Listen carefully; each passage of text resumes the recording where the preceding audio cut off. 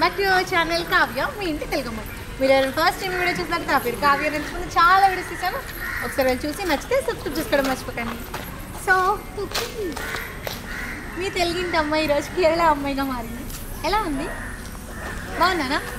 So firstly video start చేసే ముందు ఇంకెవరైనా లైక్ చేయకపోతే లైక్ చేసేయండి. ఇది వచ్చేసి కేరళలో మాకు డే 2. ఇంకా పొద్దున్నే లేచి రెడీ అవ్వడం స్టార్ట్ చేసాము. అమ్మ నన్ను రెడీ చేసే దగ్గర నుంచి నేను అమ్మని రెడీ చేసేదాకా వచ్చాను. చాలా హ్యాపీగా అనిపించింది. మనం పెద్దవాళ్ళు అయ్యే కొద్దీ మన పేరెంట్స్ చిన్నపిల్లలు అవుతుంది. I think those are the best moments and happiest moments. నాకైతే మా అమ్మ ఇన్నోసెంట్ గా అన్ని అడుగుతూ ఉన్నా తెలీదు అంటున్నా నేను ప్రతిదీ ఎక్స్ప్లెయిన్ చేస్తుంటే చాలా హ్యాపీగా క్యూట్ గా ప్రౌడ్ గా అనిపిస్తుంది. ఎర్లీ మార్నింగ్ 4 కి బయలుదేరదాం అనుకున్నాం. అలా ఇలా మేమిద్దరు రెడీ అయిపోయేసరికి 5. నా చైల్డ్హుడ్ డ్రీమ్ నా 6th 7th క్లాస్ నుంచి ఎప్పుడు అనుకుంటూ మా అమ్మని అడుగుతూ ఈ రోజుకి అంత పెద్ద కోరిక అనుకుంటారు అమ్మతో ట్విన్నింగ్ వేయాలని. ఐ థింక్ నా 5th and 6th క్లాస్ లో స్టార్ట్ అయిన మా అమ్మ డాటర్ డ్రెస్సెస్. మేబీ అంతకు ముందు నుంచి ఉన్నాయేమో కానీ నాకు తెలియదు. నాకు తెలియడం స్టార్ట్ అయింది అప్పటి నుంచి. మా అమ్మని ఎన్నిసార్లు అడిగాను నాకే తెలుసు, కానీ అమ్మ ఎప్పుడు ఇష్టపడేది కదా డ్రెస్సెస్ కానీ శారీస్ కానీ. ఇలా మా అమ్మ డ్రెస్సెస్ ట్విన్నింగ్ కానీ వేసుకోవడానికి ఎప్పుడు అంత ఇంట్రెస్ట్ చూపించేది. బట్ ఎప్పుడైతే కేరళ ట్రిప్ అనేది ఫిక్స్ అయిందో ఇమ్మీడియట్ గా నేను ఫస్ట్ చేసిన థింగే మా ఇద్దరికి శారీస్ బుక్ చేయాలి. డ్రెస్సెస్ వేసుకోవడానికంటే నువ్వు చెప్పేది కానీ శారీస్ కి అయితే చెప్పలేదు కదా. మా అమ్మ డ్రెస్ వేసుకునే ఏజ్ అప్పటి నుంచి నేను అడగడం మొదలు పెడితే నేను శారీ కట్టుకునే ఏజ్ కదా నెరవేరింది. నాలాగా మీలో ఎవరికి ఇలాంటి చిన్న చిన్న డ్రీమ్స్ ఉంటే let me know in the comments.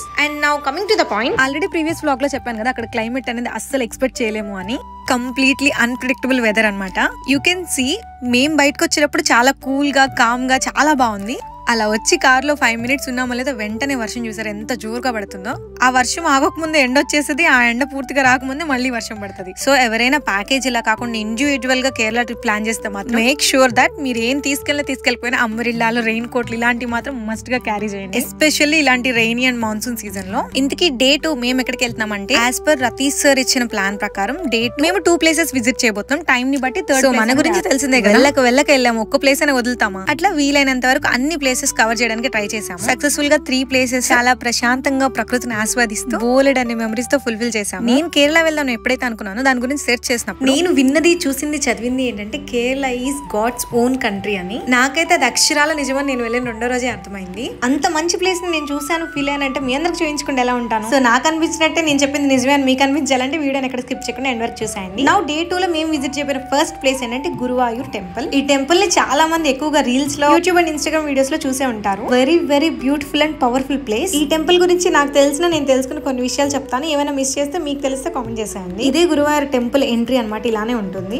ఈ టెంపుల్ లో ఉండే కృష్ణుడి విగ్రహం 5000 సంవత్సరాల క్రితం సాక్షాత్తు కృష్ణుడి రూపమై విగ్రహం అని అక్కడ వాళ్ళు చాలా బలంగా నమ్ముతారు. కృష్ణుడు ఉన్నప్పుడే కృష్ణుడి కోసం కట్టించిన వన్ అండ్ ఓన్లీ టెంపుల్ ఇదే. ఈ విగ్రహాన్ని వ్యాసుడు అంటే గురువు వాయు సహాయంతో అంటే గాలి సహాయంతో పడవ పైన తీసుకొచ్చి కేరళలో స్థాపించారు. అందుకే ఇక్కడ కృష్ణుడి విగ్రహం స్థాపించడానికి కారణమైన గురువు వాయువుని ఇద్దరిని కలిపి ఈ ప్లేస్ ని గురువాయూర్ అని పిలుస్తారు. ఇక్కడ రిచువల్స్ అన్ని కూడా చాలా స్ట్రిక్ట్ గా ప్రాపర్ గా ఫాలో అవుతారు. Ladies saris, half saris or chudidars only traditional wear లోనే లోపలికి ఎలా చేస్తారు.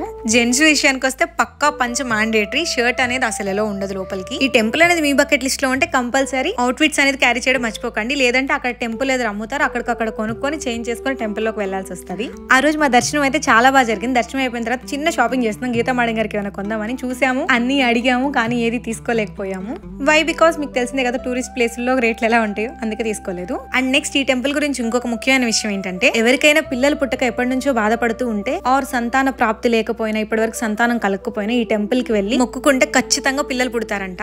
అండ్ ఇక్కడ ఏ కోరికైనా మొక్కుకొని తీరిన తర్వాత తులాభారాలు ఇస్తూ ఉంటారు. అండ్ ఇక్కడ ఇంకో స్పెషాలిటీ అంటే ఎక్కువ పెళ్లిళ్ళు కూడా ఇక్కడే జరుగుతాయి. కేరళలో పెళ్లిళ్ళు అన్ని కూడా చాలా అంటే చాలా ఫాస్ట్ గా 10 to 15 minutes లో పెళ్లి అయిపోతుందంట. మనకి పెళ్లి ఏ రోజు జరుగుతుందో ఆ రోజే రిజిస్టర్ చేసుకుని అక్కడే పెళ్లి చేసుకోవచ్చు. అక్కడ పెళ్లి చేసుకుంటే ఏంటంటే కృష్ణుడు లాంటి పిల్లలు పుడతారనేది నమ్మకం అంట. అండ్ నాకు ఇక్కడ బాగా నచ్చిన ఇంకో విషయం ఏంటంటే హడావుడి లేకుండా గోల్ లేకుండా దర్శనం మాత్రం ప్రశాంతంగా చేసుకొని ఇస్తున్నారు. నాకు కొన్ని టెంపుల్స్ అస్సలు నచ్చింది, కోపం వచ్చే పద్ధతి అదొక్కటే. ఫర్ ఎగ్జాంపుల్ మనం తిరుపతినే తీసుకున్నా కొంతమందికి లైఫ్ టైం గోల్ అనమాట తిరుపతి వెళ్ళి దర్శనం చేసుకోవడం. అండ్ ఇంకొంతమంది అయితే చాలా దూరం నుంచి వస్తారు. కొంతమంది అయితే ఎప్పటి నుంచో దాచిపెట్టిన డబ్బులన్నీ ఖర్చు పెట్టి ఎన్నో కష్టాలు పడి ఖర్చులు పెట్టుకొని నానా అవస్థలు పడి ట్రావెల్ చేసి కేవలం దేవుడి దర్శనం కోసం అంత దూరం నుంచి వస్తారు. కానీ అక్కడ ఉండే క్రౌడ్ కి హడావుడికి వాట్ ఎవర్ ద రీజన్ కనీసం 2 seconds కూడా కళ్ళారా మనస్ఫూర్తిగా దేవుని దర్శనం చేసుకోవాలి. చేసుకోలేము. అరే అంతా చేసుకొని వెళ్ళేదే దానికోసం, అదే దొరకకపోతే కరెక్ట్ కాదు కదా.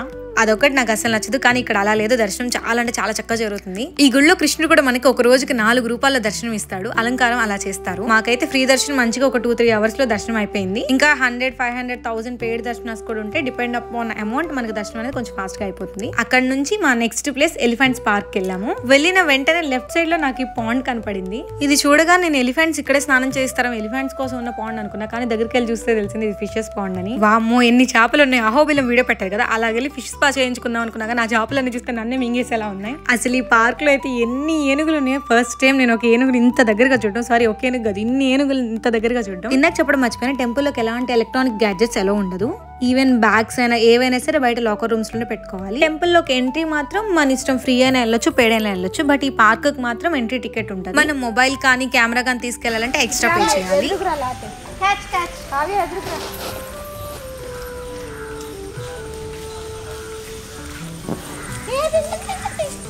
దగ్గరగా ఇచ్చి ఇట్రా ఇట్రా నా దగ్గర ఉంది.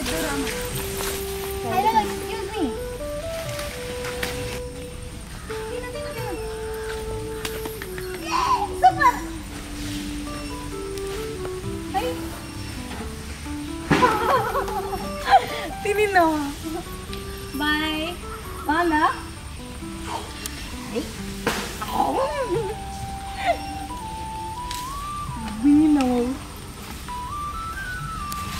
సో హోప్ మీ క్వశ్చన్స్కి ఆన్సర్ దొరికింది అనుకుంటున్నా. ఎప్పటి నుంచో కేరళ సిరీస్ స్టార్ట్ చేసిన దగ్గర నుంచి అందరు కామన్గా అడుగుతున్న క్వశ్చన్, మీ కెమెరామ్యాన్ ఎవరు? సో మనకి ఎప్పుడు పర్సనల్ కెమెరామ్యాన్ అమ్మ, తర్వాత గీత, లేదంటే ఫ్రెండ్స్, రిలేటివ్స్, ఆ ప్లేస్లో ఎవరుంటే వాళ్ళే అప్పటికప్పుడు కెమెరామ్యాన్ అయిపోతారు. ఇంకా అమ్మ నేను ఉన్న క్లిప్స్ అయితే మోస్ట్ ప్రాబబ్లీ అక్కడ మాకు అసైన్ చేసిన డ్రైవరే తీశారు. నేనైతే చాలా దగ్గర నుంచి అన్ని అబ్జర్వ్ చేశాను. ఏనుగులకి ఎలా స్నానం చేస్తున్నారు, ఎలా బొట్టు పెడుతున్నారు, వాటిని ఎలా అంత క్రమశిక్షణలో పెడుతున్నారని.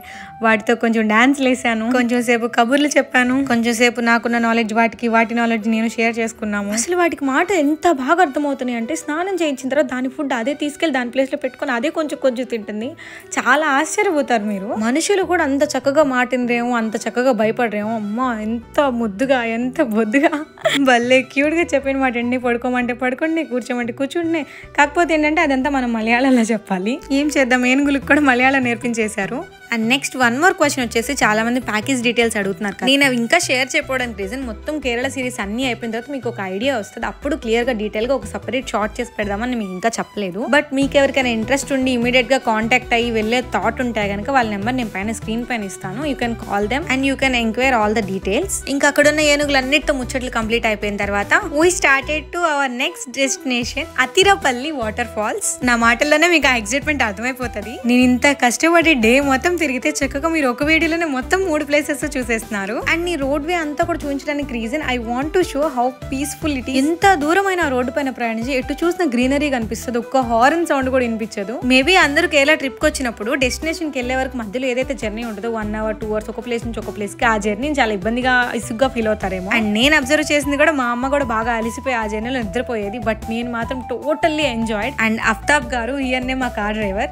మీరు అడుగుతున్న క్వశ్చన్ కి ఆన్సర్ ఎవరు షూట్ చేస్తారు అని, he is very friendly and having very high knowledge in every aspect. He knows nearly 7 to 8 languages also, except Telugu కొంచెం అర్థమైంది, బట్ he cannot speak.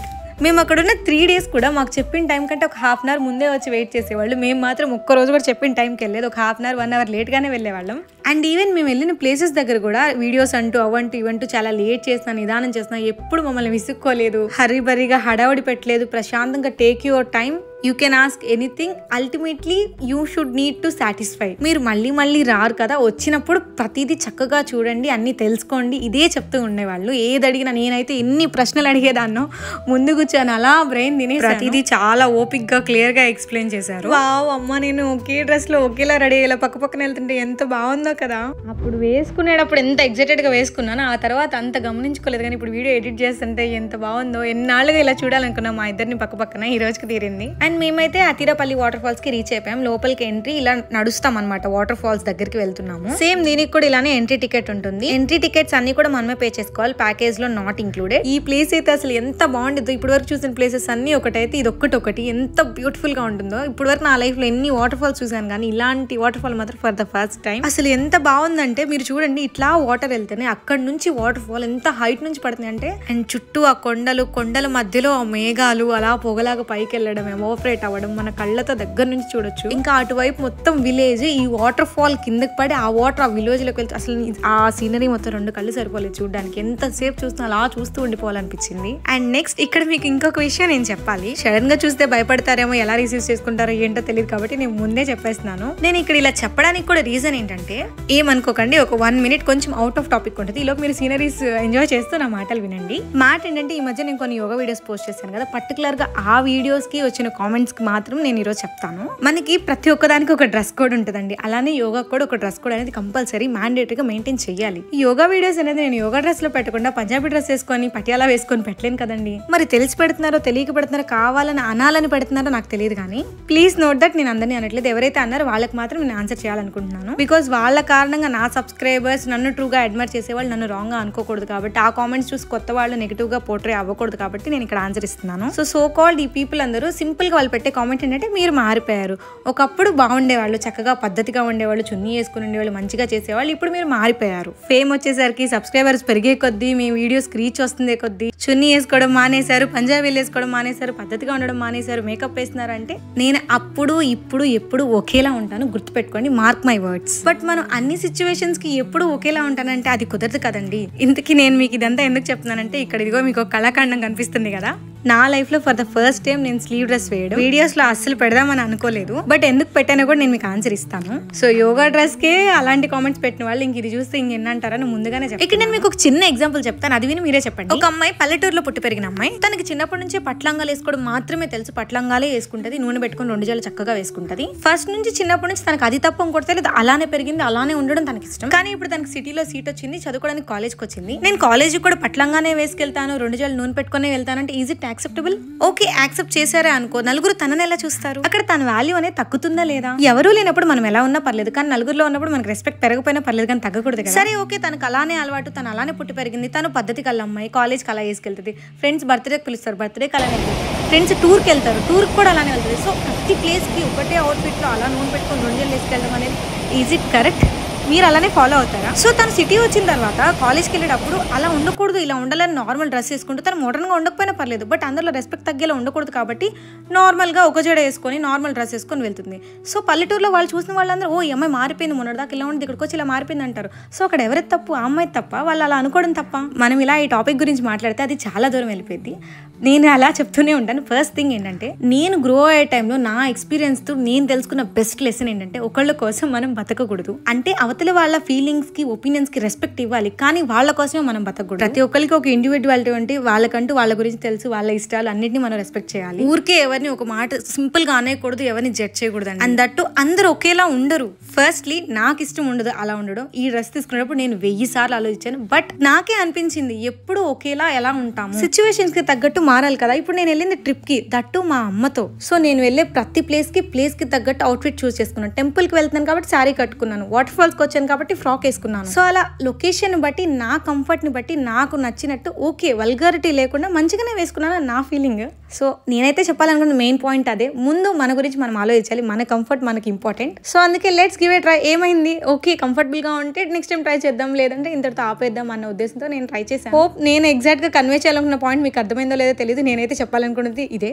ఇంతకీ ఎలా ఉంది అవుట్ఫిట్, మీకు నచ్చిందా? నేను ఎలా ఉన్నాను, నాకు సూట్ అయిందా? అఫ్ కోర్స్ కాదని చెప్తారు, ఎందుకంటే ఇప్పుడు దాకా నన్ను ఒకలా చూసి ఇప్పుడు సడన్గా ఇంకొకలా చూడాలంటే ఎవరికైనా కష్టంగానే ఉంటుంది. బట్ మీరు ఏం చెప్పినా సరే I value and I respect your opinion. So me opinion ఏదైనా నేను తీసుకోవడానికి రెడీగా ఉన్నాను. నన్ను నేను ఎలా ఉన్నా, నా ఒరిజినాలిటీ మీకు చూపించాలనుకున్నాను. మీకు ఏదైనా ఇబ్బందిగా ఉంటే నెక్స్ట్ టైం ఇలాంటివి పోస్ట్ చేయండి. So whatever you want to share you can speak. You have full freedom on comment section. You can comment anything, but in a kindful way, ethical way, positive way. ఏదైనా మీరు చెప్పాలనుకుంటే చెప్పొచ్చు, but మంచిగా చెప్పండి. లేదు తిడతాం కొడతామంటే అసలు మీరు నా వీడియోస్ కూడా చూడొద్దు. My channel is all about entertainment and information. So ఈ రోజుకి ఇంతే. రిటర్న్ వెళ్ళేటప్పుడు కూడా మాకు రోడ్ పైన బోల్డ్ అండ్ ఎలిఫెంట్స్, యానిమల్స్ కనిపించాయి. మీకు వీడియో నచ్చిందని అనుకుంటున్నాను. I'm eagerly waiting to read all your comments. అదే చెప్తే వీడియోని లైక్ చేసి, షేర్ చేసి, సబ్స్క్రైబ్ చేసుకోవడం అస్సలు మర్చిపోకండి. ఉంటాను. Stay tune. కావ్య, మీ ఇంటి తెలుగు అమ్మాయి.